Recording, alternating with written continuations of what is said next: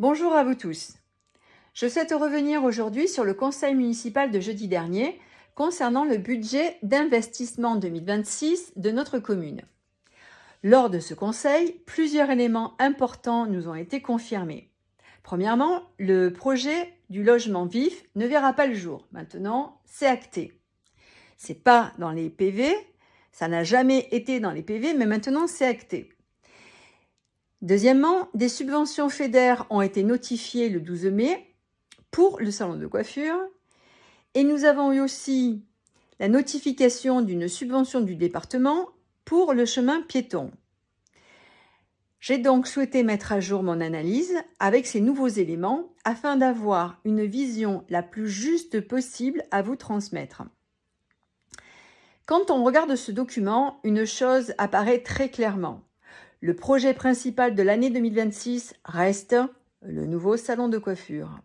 Son coût représente à lui seul 68% de la totalité des dépenses d'investissement prévues, soit 274 527 €. La question importante est donc, comment ce projet est-il financé? On voit ici que la commune mobilise toutes ses réserves, la vente de biens communaux et des subventions importantes. Par exemple, 80 000 € grâce à la vente de l'ancien hôtel, 70 000 € grâce à la vente de la maison Andros et plus de 139 000 € de subventions notifiées. Autrement dit, le salon de coiffure est financé à plus de 51% par la vente de notre patrimoine et à peu près 49% par des subventions. Je précise une chose importante. Je ne suis pas contre le fait d'investir. La commune doit investir. Mais je pense que les habitants ont le droit de comprendre comment les projets sont financés, quelles ressources sont utilisées et quelles conséquences cela peut avoir pour l'avenir.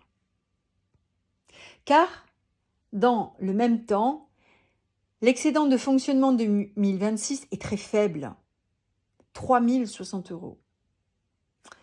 Et pendant ce temps, les enfants de l'école de Frontenau attendent toujours les travaux de rénovation de leur école. C'est aussi cela un choix budgétaire, choisir quelle priorité passe avant les autres. Mon objectif dans cette présentation n'est pas de polémiquer. Mon objectif est simple. Apporter une lecture claire et pédagogique des finances communales afin que chacun puisse se faire son propre avis. Et mon plus grand regret aujourd'hui, c'est que quelques membres de l'équipe majoritaire refusent de faire une réunion publique pour expliquer concrètement et clairement ceci à la population. Ça, c'est mon grand regret. Bien, écoutez, je vous remercie beaucoup pour votre compréhension et je vous dis à très bientôt.